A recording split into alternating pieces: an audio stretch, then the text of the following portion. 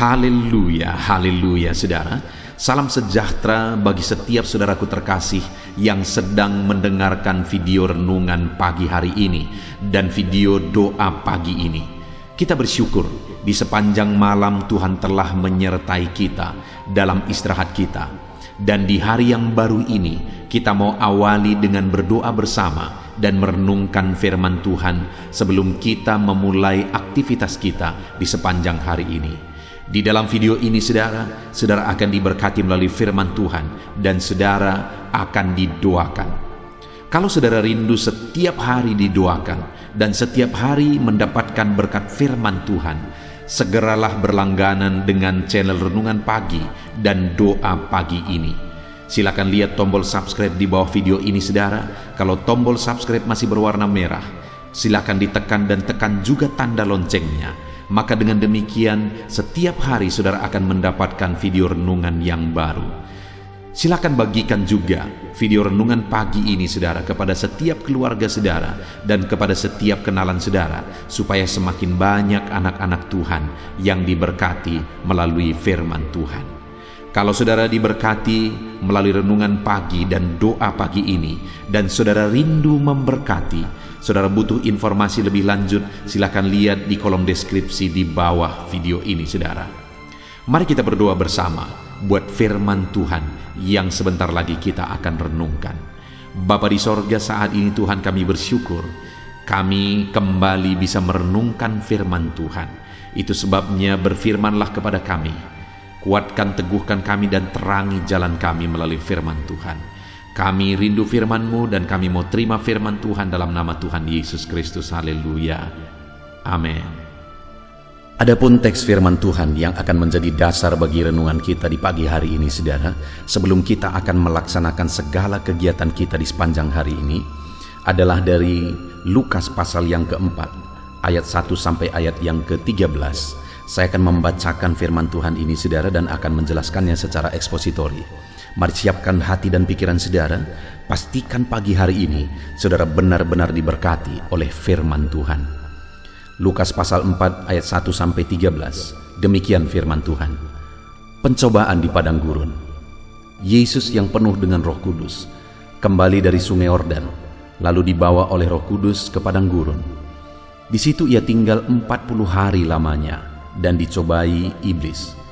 Selama di situ ia tidak makan apa-apa, dan sesudah waktu itu ia lapar. Lalu berkatalah iblis kepadanya, "Jika engkau anak Allah, suruhlah batu itu menjadi roti."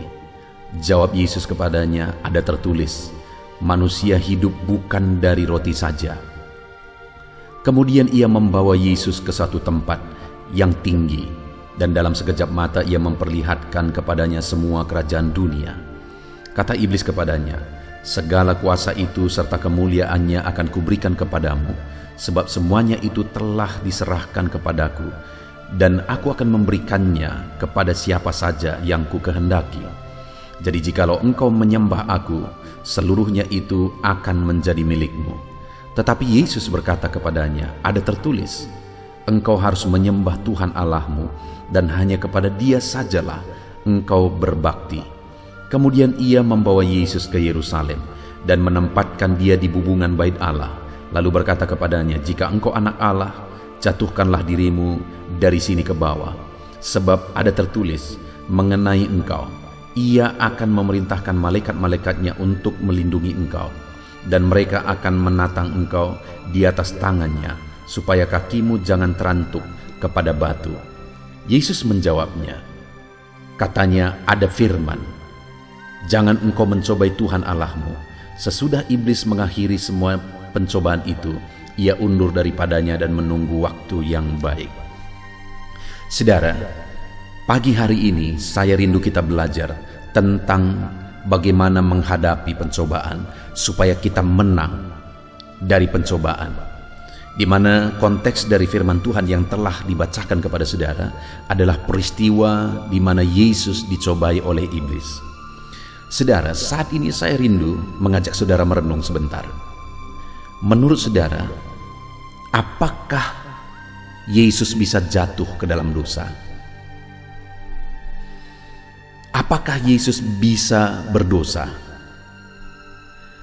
Mungkin dari pertanyaan ini saudara memberi banyak jawaban, dan dari banyak jawaban itu tergolong menjadi dua. Ada yang bisa berkata bisa, ada yang berkata tidak. Saat ini saudara, saya mau menegaskan bahwa Yesus tidak mungkin jatuh ke dalam dosa. Karena kalau dia jatuh ke dalam dosa, maka dia bukan Tuhan. Karena Tuhan itu sempurna. Tuhan itu tidak memiliki bibit dosa dalam dirinya. Dia sempurna dan dia tidak mungkin jatuh ke dalam dosa. Dan kalau demikian, apa artinya dia dicobai? Kan tidak mungkin dia jatuh ke dalam dosa. Itulah yang saya rindu kita renungkan saudara, bahwa Yesus yang tidak mungkin jatuh dalam dosa, yang tidak mungkin kalah dari pencobaan, itu pun masih dicobai oleh iblis. Apalagi saya dan saudara. Artinya apa saudara? Saya rindu saat ini, pagi ini, kita sadar bersama bahwa iblis akan terus mencobai kita. Kalau Tuhan yang tidak mungkin jatuh dalam dosa, itu pun dicobai oleh iblis sampai 3 kali.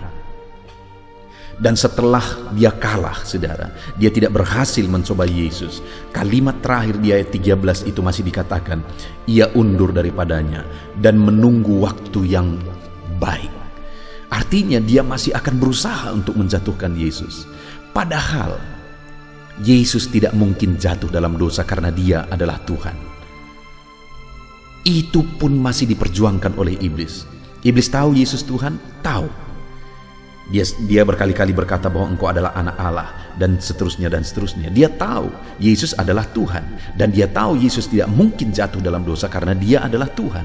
Tapi itu pun dia masih perjuangkan untuk mencobai Yesus. Artinya sekali lagi, kalau Yesus pun dicobai padahal dia tidak mungkin jatuh dalam dosa, saya dan saudara akan terus dicobai oleh iblis. Itu sebabnya kita perlu belajar bagaimana menang dari cobaan-cobaan iblis. Bagaimana kita berhasil memenangkan segala cobaan iblis dalam kehidupan kita. Pagi hari ini saudara, saya rindu kita belajar apa yang menjadi kunci sehingga Yesus bebas atau menang dari pencobaan, dan apa yang perlu kita belajar untuk kita terapkan dalam kehidupan kita. Saya rindu ada 3 hal yang kita akan belajar saudara, yang sangat penting untuk kita menang dari pencobaan. Yang pertama, kita perlu mengenali pencobaan iblis. Artinya apa saudara? Bahwa jika kita berperang, kita perlu mengenali strategi musuh supaya kita tahu bagaimana cara menghadapi musuh. Demikian juga dalam menghadapi pencobaan iblis, kita perlu mengenali strategi atau dalam hal apa atau bagaimana iblis mencobai kita, supaya kita tahu cara menghadapinya. Itu yang pertama, kita perlu mengenali bagaimana dan dalam hal apa iblis mencobai kita. Nah, kalau kita lihat ketika Yesus dicobai sampai 3 kali saudara, maka pencobaan pertama ketika iblis berkata, jika engkau anak Allah, ubahlah batu ini menjadi roti. Pada saat iblis mencoba Yesus dan memerintahkan dia untuk mengubah batu menjadi roti, Yesus sedang sangat kelaparan karena dia baru saja selesai puasa. Lihat saudara, iblis mencobai dalam keinginan daging. Dia tahu Yesus sedang berpuasa dan dia sangat kelaparan, sehingga di sanalah dia masuk. Dia mencoba Yesus dalam keinginan dagingnya, di mana dia lapar, sehingga iblis memerintahkan dia mengubah batu menjadi roti. Kalau Yesus lakukan, berarti dia tunduk kepada iblis. Tapi Yesus menegaskan bahwa manusia bukan hidup dari roti saja. Artinya saudara, bahwa kita harus tahu bahwa keinginan-keinginan daging kita itu menjadi target bagi iblis untuk menjatuhkan kita. Jadi sadari hal itu. Kenali hal itu saudara. Pahami hal itu, bahwa saudara harus siaga, berjaga-jaga supaya jangan sampai keinginan-keinginan daging saudara, hawa nafsu saudara, dipakai oleh iblis untuk menjatuhkan saudara. Itu yang pertama yang perlu kita kenal. Dan yang kedua, strategi iblis yang perlu kita kenal dalam mencobai adalah ayat yang ke-7. Jadi jikalau engkau menyembah aku, seluruhnya itu akan menjadi milikmu. Saudara, setelah iblis gagal mencoba Yesus dalam keinginan daging, dia kemudian memperlihatkan kemewahan dunia kepada Yesus, dan kemudian dia berkata kepadanya bahwa dia akan memberikan itu kepada Yesus jika Yesus menyembah dia. Kemewahan dunia. Artinya saudara, yang kedua, pencobaan yang diberikan oleh iblis adalah pencobaan dalam hal keinginan terhadap kemewahan dunia. Bukankah hari ini juga iblis masih menggunakan itu, bahkan sedang menggunakan itu untuk menjatuhkan dan menghancurkan semua manusia, saudara? Keinginan akan kemewahan dunia. Adakah yang salah akan kemewahan dunia? Tidak ada yang salah dengan kemewahan dunia. Tetapi jika untuk mendapatkan kemewahan dunia ditempuh jalur-jalur yang salah, ditempuh jalan iblis, atau dilakukan hal-hal yang tidak sesuai dengan firman Tuhan, itu artinya sudah melakukan dengan caranya iblis, cara yang jahat, cara yang tidak benar untuk memperoleh kemewahan dunia. Itu yang jadi masalah, saudara. Jadi yang kedua, kenali bahwa iblis mencobai manusia melalui kemewahan dunia. Dengan demikian kita siaga, saudara. Kita boleh meraih kemewahan dunia, tapi jangan pakai cara iblis untuk meraih kemewahan dunia.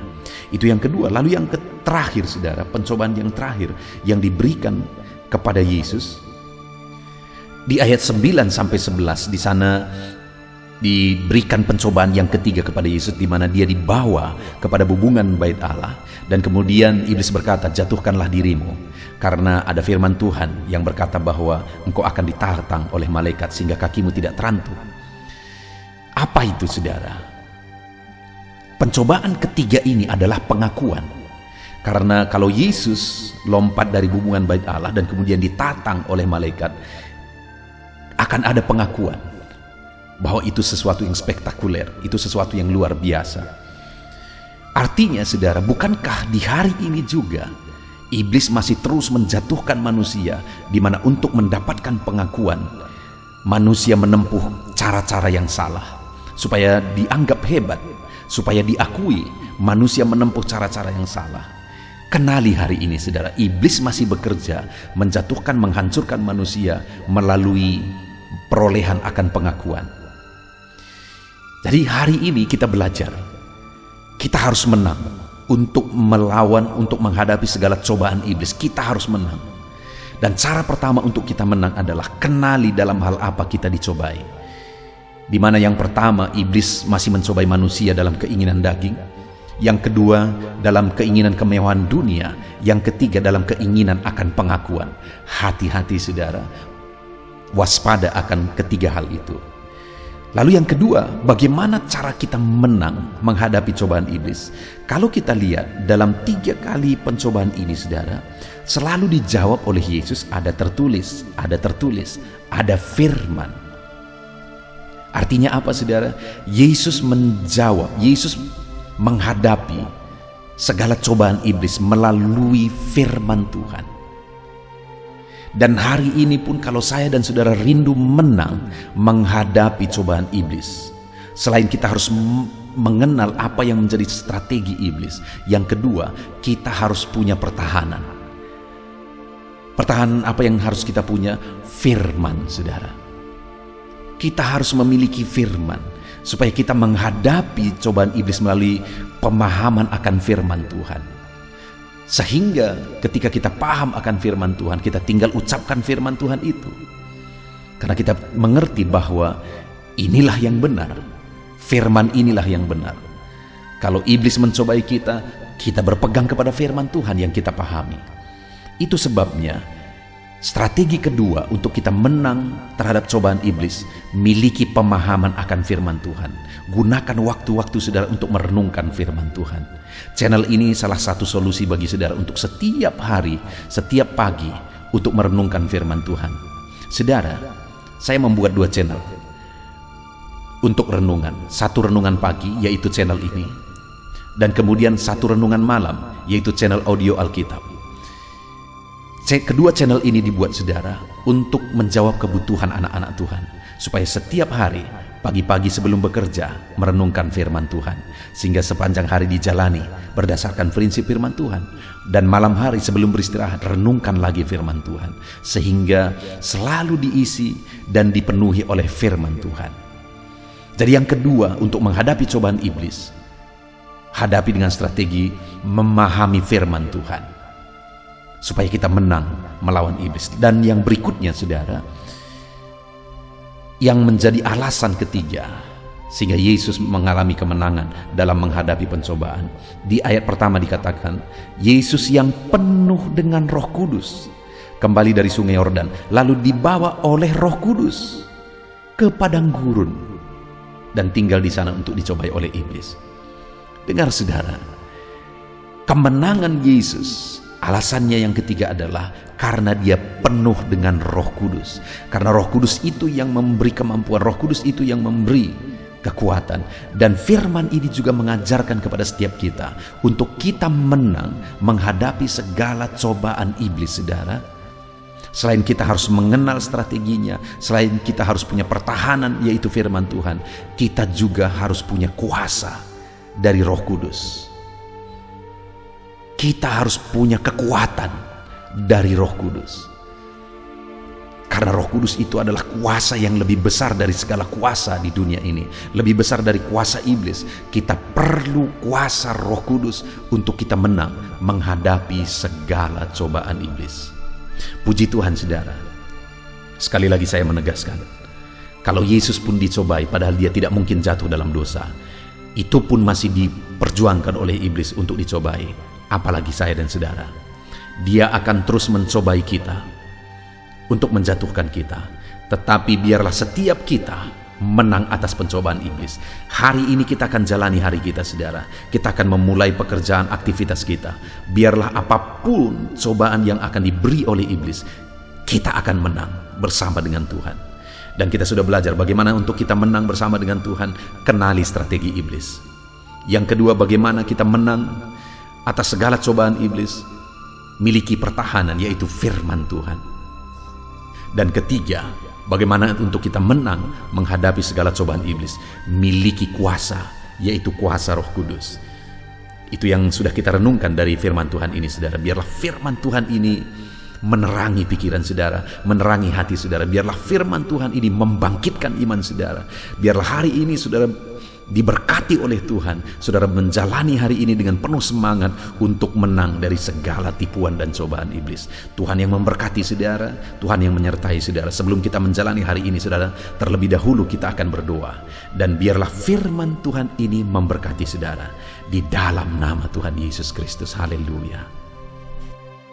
Puji Tuhan saudara, setelah kita merenungkan firman Tuhan, tiba waktunya untuk kita kembali berdoa bersama. Saya akan menopang saudara di dalam doa, dalam segala aktivitas saudara di sepanjang hari ini, dalam pergumulan saudara dan kerinduan-kerinduan saudara. Allah yang kita sembah adalah Allah yang penuh kasih. Dia mengasihi saudara, Dia peduli kepada saudara, dan Dia Allah yang sanggup untuk melakukan perkara yang besar di dalam kehidupan saudara. Itu sebabnya saat ini datanglah kepada Tuhan dengan sikap yang benar. Rendahkan diri di hadapan Tuhan. Dia Allah yang peduli kepada saudara. Dan percaya saudara bahwa Dia sanggup melakukan perkara besar dalam hidup saudara. Dia sanggup mewujudkan kerinduan saudara. Dia sanggup mewujudkan apa yang saudara mohonkan kepada Dia. Dan teruslah memohon kepada Tuhan. Mungkin sampai saat ini saudara sudah sekian lama berdoa untuk topik tertentu, untuk pergumulan saudara, untuk kerinduan saudara.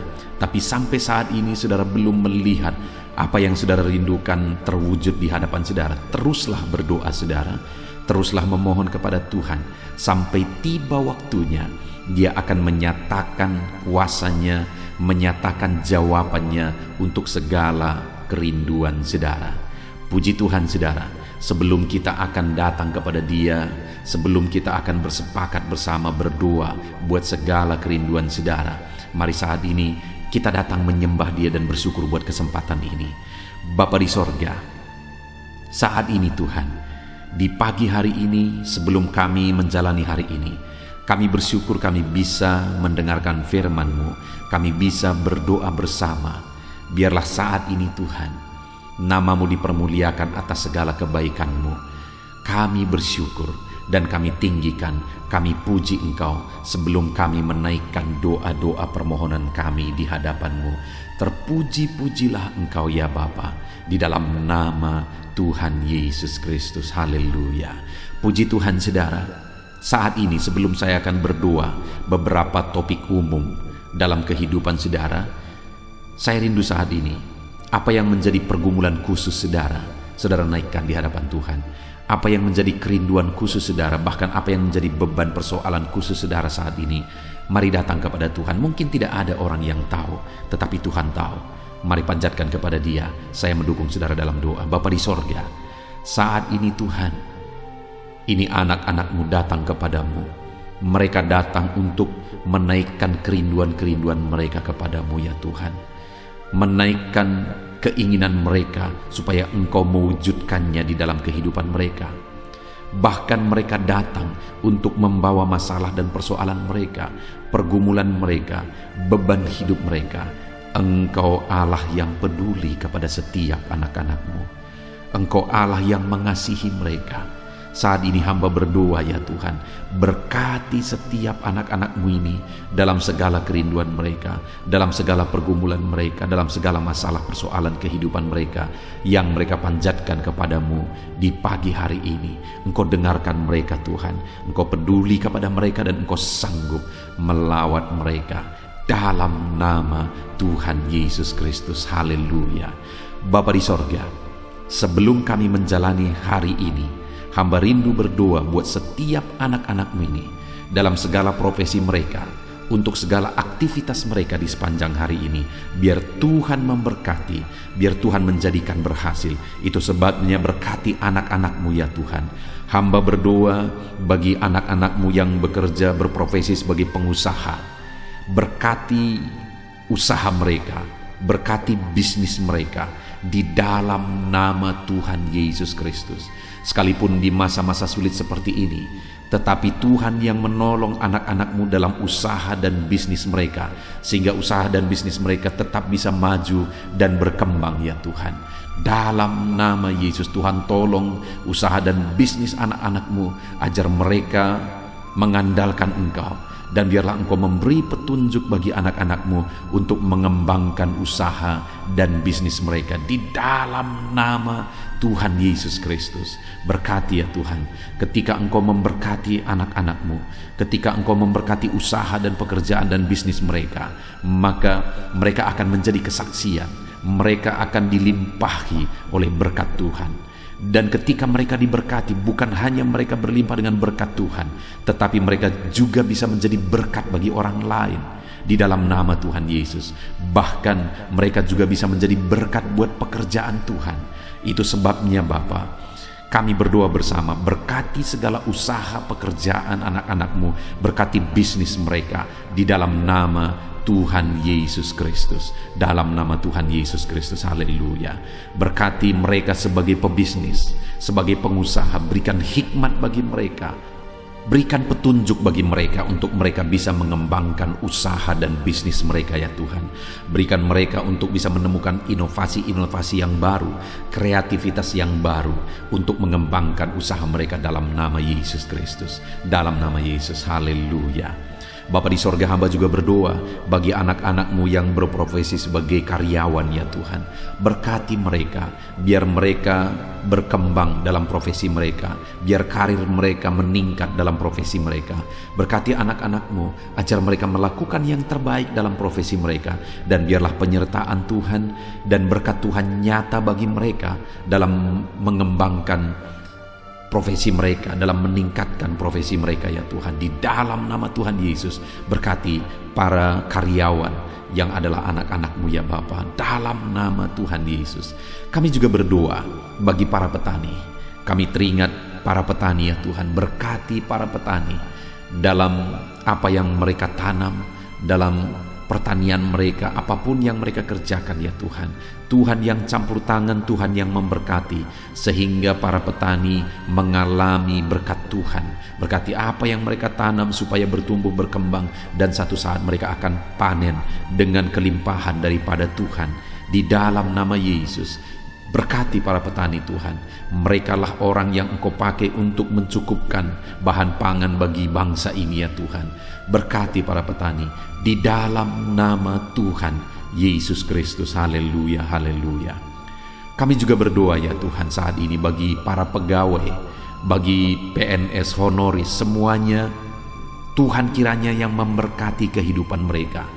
Tuhan yang campur tangan dalam kehidupan mereka, ajar mereka melakukan yang terbaik dalam profesi mereka, ajar mereka mengabdi bagi bangsa dan negara ini ya Tuhan, melakukan yang terbaik bagi bangsa ini untuk kemajuan bangsa ini. Berkati para pegawai, para honoris, berkati para PNS semuanya, Tuhan yang campur tangan dan memberkati dalam nama Yesus Kristus. Kami juga berdoa buat para buruh ya Tuhan, dalam bidang apapun mereka bekerja. Tuhan yang campur tangan, Tuhan yang membela mereka, Tuhan yang memberkati mereka di dalam nama Tuhan Yesus Kristus. Berkati mereka Tuhan, curahkan berkat-Mu, buka jalan bagi mereka untuk mengalami berkat Tuhan. Bapa di sorga, anak-anak-Mu yang berprofesi sebagai pedagang juga Tuhan memberkati dalam nama Tuhan Yesus. Dalam nama Tuhan Yesus, berkati apa yang mereka perjualbelikan yang tidak bertentangan dengan firman-Mu. Tuhan campur tangan dan Tuhan memberkati. Berkati para medis ya Tuhan, dokter dan para perawat, berkati mereka semua. Di masa pandemi ini mereka ada di garda terdepan untuk menanggulangi pandemi yang sedang terjadi. Tuhan tolong mereka, biarlah Engkau memberikan imun tubuh yang kuat bagi mereka. Tuhan jagai, lindungi anak-anak-Mu yang berprofesi sebagai dokter dan perawat dalam nama Tuhan Yesus Kristus. Haleluya. Bapa di sorga, bahkan saat ini hamba berdoa, jika ada anak-anak-Mu sedang dalam pengangguran oleh karena kondisi yang ada, susah untuk mencari pekerjaan, Tuhan, Engkau yang menolong anak-anak-Mu karena mereka memiliki kebutuhan hidup. Mungkin mereka punya keluarga yang harus mereka cukupi kebutuhan hidup keluarganya.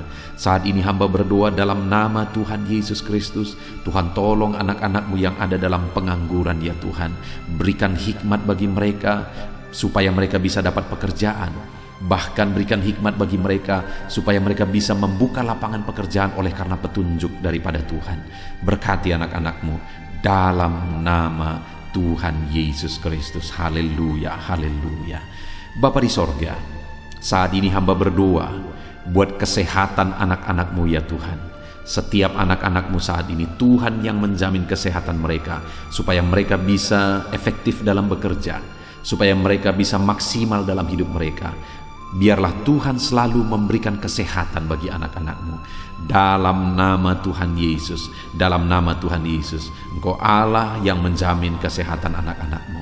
Dan jika ada saat ini anak-anak-Mu yang sedang mengalami sakit penyakit, hamba berdoa ya Tuhan, kerjakan kesembuhan bagi anak-Mu yang sedang sakit. Mereka butuh kesehatan untuk mereka bisa bekerja. Mereka butuh kesehatan supaya hidup mereka bisa maksimal. Itu sebabnya saat ini hamba berdoa, Tuhan sembuhkan anak-anak-Mu yang sakit. Apapun yang menjadi penyakit mereka, tidak ada yang mustahil bagi Tuhan.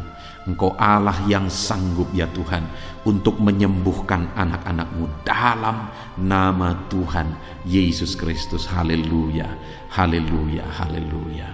Bapa di sorga, saat ini Tuhan, hamba juga berdoa bagi anak-anak-Mu. Mungkin ada mereka yang saat ini sedang ada dalam masalah, persoalan dan beban berat dalam kehidupan mereka. Hamba berdoa ya Tuhan, Tuhan tolong anak-anak-Mu, bebaskan mereka dari masalah mereka, angkat beban persoalan hidup mereka, supaya hidup mereka maksimal. Mereka bisa bekerja sepanjang hari dengan maksimal. Hidup mereka bisa berdampak ya Tuhan. Itu sebabnya jamah anak-anak-Mu, jika ada beban, jika ada persoalan dalam kehidupan mereka, Tuhan tolong, Tuhan beri jalan keluar bagi anak-anak-Mu ya Tuhan. Dalam nama Tuhan Yesus Kristus, berkati anak-anak-Mu. Bapa di sorga, keluarga adalah pendukung bagi anak-anak-Mu. Keluarga adalah penopang bagi anak-anak-Mu.